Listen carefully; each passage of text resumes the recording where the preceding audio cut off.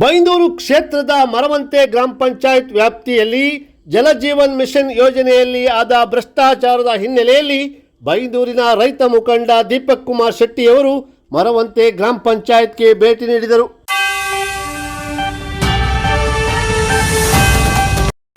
ಬಹುಗ್ರಾಮ ಕುಡಿಯುವ ನೀರು ಯೋಜನೆ ಮತ್ತೊಂದು ಜಲಜೀವನ್ ಬಹು ಯೋಜನೆ ಅಡಿಯಲ್ಲಿ 585 ಕೋಟಿ ವರಾಯಿಯಿಂದ ಹೊಸಂಗಡಿ ವರಾಯಿ ಇತ್ತಲ್ಲ ಅಲ್ಲಿಂದ ನೀರನ್ನು ತಂದು ಇಲ್ಲಿ ಕೊಡಬೇಕಂತೇಳಿ 198 ಕೋಟಿ ಜಲಜೀವನ್ ಮಿಷನ್ ಅಡಿಯಲ್ಲಿ ಬೈಂದೂರು ವಿಧಾನಸಭಾ ಕ್ಷೇತ್ರಕ್ಕೆ ಹಣ ಕೊಟ್ಟಿದ್ದಾರೆ. ಒಟ್ಟಿಗೆ 198 ಕೋಟಿಯಲ್ಲಿ ನಮ್ಮ ಮರವಂತೆ ಪಂಚಾಯಿತಿಗೆ 186 ಕೋಟಿ 1 ಕೋಟಿ 86 ಲಕ್ಷ 1 ಕೋಟಿ 86 ಲಕ್ಷ ನಿಮ್ಮ ಪಂಚಾಯತ್ ಅಕೌಂಟಿಗೆ ಬಂದದ್ದಲ್ಲ, ನಿಮ್ಮ ಪೈಪ್ಲೈನ್ ಮಾಡಬೇಕಂದ್ರೆ ನಿಮ್ಮ ಗ್ರಾಮಕ್ಕೆ ಬಂದಂಥ ಹಣ, ನಿಮ್ಮ ಪಂಚಾಯತಿಗೆ ಬಂದಲ್ಲ, ಪಂಚಾಯತಿ ಅಕೌಂಟಿಗೆ ಬಂದ ಹಣ ಅಲ್ಲ, ನಿಮ್ಮ ಗ್ರಾಮಕ್ಕೆ ಈ ಜಲಜೀವನ್ ಮಿಷನ್ 1 ಕೋಟಿ 86 ಲಕ್ಷ ಹಣ ಬಂದಿದೆ. ಈ 1 ಕೋಟಿ 86 ಲಕ್ಷದಲ್ಲಿ ನಾನೀಗ ಎಲ್ಲ ಪಂಚಾಯತಿಗೂ ನಾನು ಹಾಕಿದ್ದೇನೆ. ಹೋದವಾಗ ಎಲ್ಲ ಪಂಚಾಯತಿಗೂ ಅರ್ಧ ಪೈಪ್ ಹಾಕಿದ್ದಾರೆ, ಟ್ಯಾಪ್ ಹಾಕಿದ್ದಾರೆ, ನೀರಿಲ್ಲ, ನೀರಿನ ಮೂಲ ಇಲ್ಲ, ಎಂಥದೂ ಇಲ್ಲ, ಯಾವುದೂ ಇಲ್ಲ. ಇಲ್ಲಿ ಎಲ್ಲರ ಮನೆ ಎದುರಿಗೆ ಒಂದು ನಾಗರಿಕ ಕಲ್ಲಿತ್ತು ಬಿಟ್ಟರೆ, ಅಲ್ಲಿ ನಿನ್ನೆ ಹೋದ ಗಿರಿಮಂಜೇಶ್ವರಕ್ಕೆ ಹೋಯ್ದೆ ನಾವು, ಇನ್ನೊಂದು ನಾಗರಿಕ ಒಂದು ಏನು ಮನೆ ಎದುರಿಗೆ ಒಂದು ನಾಗರಿಕ ಕಲ್ಲು ಹಾಕಿ ಹೋಯ್ರಲ್ಲ, ಅದಕ್ಕೊಂದು ಪೂಜೆ ಮಾಡ್ಕೊಂಡು ಹೇಳಿದ್ವಿ, ಮನೆ ಮಾಡ್ತಾರೆ. ಆ ರೀತಿ ಎಲ್ಲರೂ ನೀರು ಬರ್ತಿಲ್ಲ. ನಾನು ಹೇಳೋದು 800 ಕೋಟಿ ಖರ್ಚು ಮಾಡಿ ಬೈಂದೂರು ವಿಧಾನಸಭಾ ಕ್ಷೇತ್ರ ವ್ಯಾಪ್ತಿಯಲ್ಲಿ ಒಂದೊಂದನೆಗೂ ನೀರಿಲ್ಲ ನಲ್ಲಿ ಆದರೆ ಯಾರಾದೊಬ್ಬರು ಕೇಳ್ತದೆ ನನಗೆ, ನಾ ಕೇಳೋದು ತಪ್ಪಿತ್ತ? ನನ್ನೆಂತ ರಾಜಕಾರಣ ಇಲ್ಲ, ಯಾವುದೇ ವ್ಯಕ್ತಿ ವಿರುದ್ಧ ಅಲ್ಲ, ಯಾವುದೇ ಪಕ್ಷದ ವಿರುದ್ಧ ಅಲ್ಲ, ಯಾರ ವಿರುದ್ಧನೂ ಅಲ್ಲ. ನಾನು ಹುಡುಕಿದ್ರೆ ಮೊದಲೇ ಯಾವ್ಯಾವ ನೋಡಿ ಗುತ್ತಿಗೆದಾರ ಮನ್ಸಿಗೆ ಬಂದಾಗ ಅವ್ನು ಪೈಪ್ ಹಾಕಿದ, ಯಾರನ್ನೂ ಕೇಳಲಿಲ್ಲ. ಮಾತ್ರ ನಿಮ್ಗೆ ಗೊತ್ತಿಲ್ಲದೆ ಅಲ್ಲಿ ಬಿದ್ದಾಗಿ ಹೋಗಿದೆ. ಈಗ ನಿಮ್ಮದು 1 ಕೋಟಿ 86 ಲಕ್ಷ ಇದೆ ಈಗ, ಅದು 1 ಕೋಟಿ 60 ಲಕ್ಷ ಬಿಲ್ ಹೋಗಿ ನೀರಿಗೆ. ಈ ಜಲಜೀವನ್ ಅವ್ರು ಕೆಲಸ ಮಾಡಿ ನಿಮ್ಗೆ ಹೋಯ್ತಾ, ನಿಮ್ಮ ಗಮನಕ್ಕಿತ್ತ? ಪೈಪ್ಲೈನ್ ಇಂದೆಲ್ಲ ನೋಡಕ್ಕೆ ಹೋಗಿತ್ತು ನಾನು, ಅಧ್ಯಕ್ಷ PDO ನಾನು ಹೋಗಿದ್ದೆ.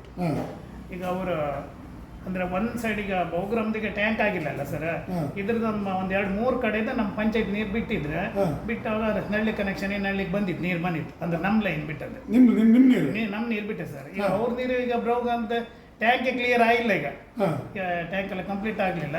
ಈಗ ಒಂದ್ ಸೈಡ್ ಈಗ ಇಲ್ಲಿ ಪೇಟೆ ಇದ್ರ ಹತ್ರ ಇದು ಈ ಪೈಪ್ ಲೈನ್ ಒಂದು ಚೆಕ್ ಮಾಡಲಿಲ್ಲ, ಅಂದ್ರೆ ಚೆಕ್ ಮಾಡ್ಲಿಕ್ಕೆ ನೀರಿಲ್ಲ, ನಮ್ಮ ನೀರು ಇಲ್ಲ, ಅಂದ್ರೆ ಅವ್ರದ್ದು ಟ್ಯಾಂಕ್. ಈಗ ಆ ಜಲಜೀವನ ಪೈಪ್ ಹಾಕಿದಲ್ಲಿ ಹೇಗಲ್ಲ ಜಲಜೀವನ ನೀರು ಉಂಟು ಈಗ? ಇಲ್ಲ ಸರ್, ಜಲಜೀವನ ನೀರು ಯಾವುದಿಲ್ಲ, ನಮ್ಮದೇ ಪಂಚಾಯತ್ ನೀರು ಬಿಟ್ಟು ನಾವು ನೋಡುತ್ತೆ. ಜಲಜೀವನ ಇಲ್ಲ ನೀರಿಲ್ಲ. ನಮ್ಮ ದೇಶದ ಪ್ರಧಾನಮಂತ್ರಿಗಳಾಗಿರ್ತಕ್ಕಂಥ ನರೇಂದ್ರ ಮೋದಿಯವರು 2022-23 ನಂತರ ಈ ಭಾರತ ದೇಶದಲ್ಲಿ ಜನರು ಶುದ್ಧ ನೀರನ್ನು ಕುಡಿಯಬೇಕೆಂತ ದೃಷ್ಟಿಯಿಂದ ಜಲಜೀವನ್ ಮಿಷನ್ ಯೋಜನೆ ಅಡಿ ಇವತ್ತು ಪ್ರತಿ ಮನೆಗೆ ನೀರನ್ನು ಕೊಡಬೇಕು, ಮನೆಗೆ ಗಂಗೆಯನ್ನು ಕೊಡಬೇಕು ಅಂತ ಹೇಳಿ ಒಂದು ದೊಡ್ಡ ರೀತಿಯಾಗಿರ್ತಕ್ಕಂಥ ಒಂದು ವ್ಯವಸ್ಥೆಯನ್ನು ಪ್ರಧಾನಮಂತ್ರಿಗಳು ಮಾಡಿದ್ದಾರೆ. ಅದಕ್ಕೆ ಪೂರಕವಾಗಿ ಬೈಂದೂರು ವಿಧಾನಸಭಾ ಕ್ಷೇತ್ರಕ್ಕೆ ಸಂಬಂಧಪಟ್ಟ ಹಾಗೆ ಏನು ಜಲಜೀವನ್ ಮಿಷನ್ ಯೋಜನೆಯಡಿ 198 ಕೋಟಿ, ಅದರ ಜೊತೆಗೆ ನಮ್ಮ ಲೋಕಸಭಾ ಸದಸ್ಯರಾಗಿರ್ತಕ್ಕಂಥ BY ರಾಘವೇಂದ್ರ ಅವರು ಬೈಂದೂರು ವಿಧಾನಸಭಾ ಕ್ಷೇತ್ರದಲ್ಲಿ ಕುಡಿಯುವ ನೀರಿನ ಒಂದು ಸಮಸ್ಯೆ ಇದೆ. ಈ ಸಮಸ್ಯೆಯನ್ನು ನಾವು ಬೇಸಿಗೆಗಾಲ ತುಂಬ ಇರುವುದರಿಂದ ಬೈಂದೂರು ವಿಧಾನಸಭಾ ಕ್ಷೇತ್ರಕ್ಕೆ ಒಂದು ಶಾಶ್ವತವಾಗಿರ್ತಕ್ಕಂಥ ಕುಡಿಯುವ ನೀರನ್ನು ಬಗೆಹರಿಸಬೇಕೆಂಬ ದೃಷ್ಟಿಯಿಂದ ನಮಗೆ ವರಾಯಿಯಿಂದ ನೀರನ್ನು ತಂದು ಇಲ್ಲಿ ಕೊಡಬೇಕು ಅಂತ ಹೇಳಿ ಒಂದು 585 ಕೋಟಿ ರೂಪಾಯಿ ಯೋಜನೆಯ ಬಹುಗ್ರಾಮ ಕುಡಿಯುವ ನೀರು ಯೋಜನೆಯನ್ನು ತಂದು ಕೊಟ್ಟಿದ್ದಾರೆ. ಪಾಪ ಯಾಕೆ ಕಂಡ್ರೆ ಇಲ್ಲಿ ಬೇಸಿಗೆ ತುಂಬ ನೀರಿನ ಸಮಸ್ಯೆ ಇರೋದ್ರಿಂದ ಜನರಿಗೆ ನೀರನ್ನು ಕೊಡಬೇಕಂತೇಳಿ ರಾಘವೇಂದ್ರ ಅವರ ದೊಡ್ಡವಾದಂಥ ಪ್ರಯತ್ನ. ಅದಕ್ಕೆ ಅನುಗುಣವಾಗಿ ಇವತ್ತು 2022-23 ಈ ಕೆಲಸ ಶುರುವಾಗಿದೆ ಇವತ್ತು. ಆದರೆ ಇವತ್ತು ನಾನು ತಿಳ್ಕೊಳ್ತಕ್ಕಂಥ ಕೆಲಸ ಇವತ್ತು ಅವರು ಅನುದಾನವನ್ನು ಕೊಟ್ಟಿದ್ದಾರೆ, ಆದರೆ ಅದು ಉಪಯೋಗಿಸ್ಕೊಳ್ಬೇಕಾದ್ದು ನಮ್ಮ ಬೈಂದೂರು ಕ್ಷೇತ್ರದ ನಮ್ಮ ಕೆಲಸ ಆಗಬೇಕಾಗಿದೆ. ಆ ನಿಟ್ಟಿನಲ್ಲಿ ನಾನು ಬೈಂದೂರು ಕ್ಷೇತ್ರದಲ್ಲಿ ನಾನು ಇವತ್ತು ಬೇರೆ ಬೇರೆ ಗ್ರಾಮ ಪಂಚಾಯತ್ಗಳಿಗೆ ಹೋದವಾಗ ಈಗಾಗಲೇ ನಾನು ಹೇಳಲ್ಲ, ಈ ಜಲಜೀವನ್ ಮಿಷನ್ ಯೋಜನೆಯಡಿ ಇಷ್ಟು ಹಣ ಬಂದಿದೆ ಅಂತ ಗ್ರಾಮ ಪಂಚಾಯತ್ ವ್ಯಾಪ್ತಿಗಳಿಗೆ ಬಂದಿದೆ ಅಂತ ಹೇಳಿ ಯಾರಿಗೂ ಗೊತ್ತಿಲ್ಲ. ಯಾಕೆಂದರೆ ಗ್ರಾಮ ಪಂಚಾಯತಿನ ಸದಸ್ಯರಿಗೂ ಗೊತ್ತಿಲ್ಲ, ಗ್ರಾಮ ಪಂಚಾಯತ್ನರಿಗೂ ಗೊತ್ತಿಲ್ಲ, ಅನೇಕ ಗ್ರಾಮ ಪಂಚಾಯತ್ರಿಗೆ ಇದು ವಿಚಾರನೇ ಗೊತ್ತಿಲ್ಲ. ಆದರೆ ನಾನು ಹೇಳ್ತಕ್ಕಂಥ ಪ್ರತಿ ಗ್ರಾಮ ಪಂಚಾಯತಿಗೆ 2 ಕೋಟಿ 3 ಕೋಟಿ 5 ಕೋಟಿ ಇದನ್ನು 3 ವರ್ಷಗಳ ಕಾಲ ಅವರು ಯಾರು ಹೇಳಿದವರೇ ಇಲ್ಲ.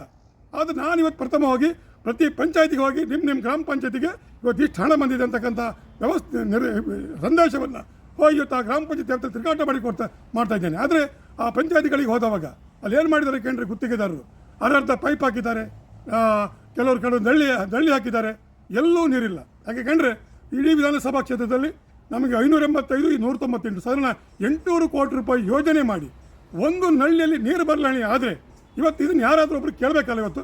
ಯಾಕೆ ಕಂಡ್ರೆ ಕೇಳದೇ ಇದ್ರೆ ನಾವು ಇವತ್ತು ಈ ದೊಡ್ಡ ಯೋಜನೆ ಇದೆ ಇವತ್ತು ನಮಗೆ ಬೇಸಿಗೆಗಾಲದಲ್ಲಿ ಕುಡಿಯೋ ನೀರು ಇವತ್ತು ನಾನಿವತ್ತು ಕರಾವಳಿ ಬದಿಗೆ ಹೋಗಿದ್ದೇನೆ. ಇವತ್ತು ನಮ್ಮ ಈ ಮರವಂತೆ ಗ್ರಾಮ ಪಂಚಾಯತ್ನಲ್ಲಿ ಇವತ್ತು 186 ಕೋಟಿ ರೂಪಾಯಿ ಇವತ್ತು 1,86 ಲಕ್ಷ ರೂಪಾಯಿ ಇವತ್ತು ಯೋಜನೆ ಇವತ್ತಾಗಿದೆ. ಇಲ್ಲಿ ಇವತ್ತು ನಾನು ನೋಡಿದಾಗ ಕರಾವಳಿ ಇರ್ಬೋದು ಅಥವಾ ಮೇಲ್ಗಡೆ ಕರಾವಳಿ ಈ ಮರವಂತೆ ಪಂಚಾಯತ್ ವ್ಯಾಪ್ತಿಯಲ್ಲಿ ಎಲ್ಲೂ ಸಹ ಇವತ್ತು ಕುಡಿಯಲಿಕ್ಕೆ ನೀರು ಸಿಗ್ತಾ ಇಲ್ಲ ಹೇಳ್ತಾ ಆ ಮೀನುಗಾರರ ಮಹಿಳೆಯರವರು ಹೇಳ್ತಾರೆ. ಪಾಪ ಎಷ್ಟೋ ವರ್ಷಗಳಿಂದ ನಾವು ನೀರನ್ನು ಹೊತ್ಕೊಂಡು ಬರ್ತಾ ಇದ್ದೇವೆ, ನಾವು ಎಷ್ಟೋ ವರ್ಷಗಳಿಂದ ಉಪ್ಪು ನೀರನ್ನು ಕುಡಿತಿದ್ದೇವೆ, ನಮ್ಮ ಮಕ್ಕಳಿಗೆ ಆರೋಗ್ಯದಿಂದ ಸಮಸ್ಯೆ ಆಗ್ತಾ ಇದೆ. ಅವರ ಮಾತನ್ನು ಕೇಳಿದವಾಗ ನಮಗೊಂದು ರೀತಿ ಯಾಕೆ ನಮಗೆಲ್ಲ ನಾವು ನೀರಿದ್ದವ್ರು ನಮ್ಗೆ ಹತ್ರ ಆ ಕಷ್ಟ ನಮ್ಗೆ ಅರ್ಥ ಆಗೋದಿಲ್ಲ. ಆ ನೀರಿಲ್ಲದವರಿಗೆ ಅದು ಕಷ್ಟ ಅರ್ಥ ಆಗ್ತದೆ.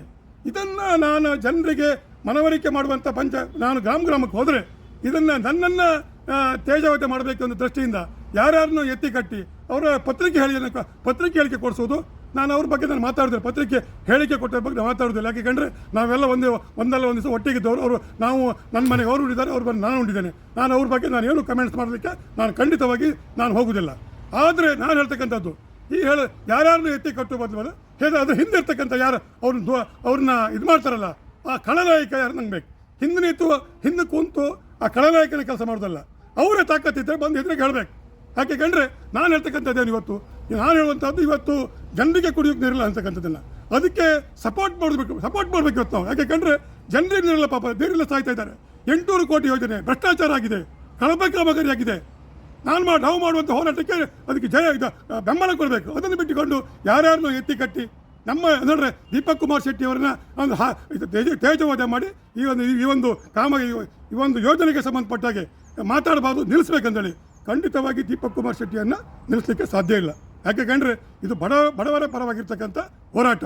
ಇದರಲ್ಲಿ ನಂದೇನೂ ಇಲ್ಲ. ನಾನು ಯಾವುದೇ ವ್ಯಕ್ತಿಯ ವಿರುದ್ಧ ಇವತ್ತಿನವರೆಗೂ ಮಾತಾಡಲಿಲ್ಲ, ಯಾವುದೇ ಜನಪದ ವಿರುದ್ಧ ನಾನು ಮಾತಾಡಲಿಲ್ಲ. ಯಾಕಂದ್ರೆ ನಾನು ಹೇಳ್ತಕ್ಕಂಥದ್ದು 800 ಕೋಟಿ ಖರ್ಚಾಗಿ ನಲ್ಲಿ ನೀರು ಬರಬೇಕಂತ ಹೇಳಿಬಿಟ್ರೆ ನಾನು ಯಾವುದೇ ವಿಚಾರಗಳನ್ನು ನಾನು ಯಾರನ್ನೂ ತೇಜವಾದ ಮಾಡುವಂಥದ್ದು ಯಾರ ವಿರುದ್ಧ ನಾನು ಇವತ್ತು ಮಾತಾಡಲಿಲ್ಲ.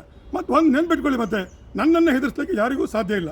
ಮತ್ತು ನಾನು ಒಂದು ನೆನ್ಪಿಟ್ಕೊಳ್ಳಿ, ಏನು ಜಲಜೀವನ್ ಮಿಷನ್ ಯೋಜನೆ ಅಡಿ ಇಡೀ ವಿಧಾನಸಭಾ ಕ್ಷೇತ್ರದಲ್ಲಿ ಆ ಇವತ್ತು ನಳ್ಳಿಗೆ ನೀರು ಬರ್ತಾ ಇಲ್ಲ, ಅದು ಹೊರಯಿಂದ ಆ ನೀರನ್ನು ತರಿಸುವಂಥ ಹೋರಾಟ, ಅದೇ ರೀತಿಯಲ್ಲಿ ಈ ನಳ್ಳಿಯಲ್ಲಿ ನೀರು ಬರುವಂಥ ಹೋರಾಟ 1-2 ವರ್ಷಗಳ ಕಾಲ ಈ ರೈತ ಸಂಘ ದೀಪಕ್ ಕುಮಾರ್ ಶೆಟ್ಟಿ ನಾವೆಲ್ಲರೂ ಒಟ್ಟಾಗಿ ಹೋರಾಟಗಳನ್ನು ಮಾಡ್ತೇವೆ.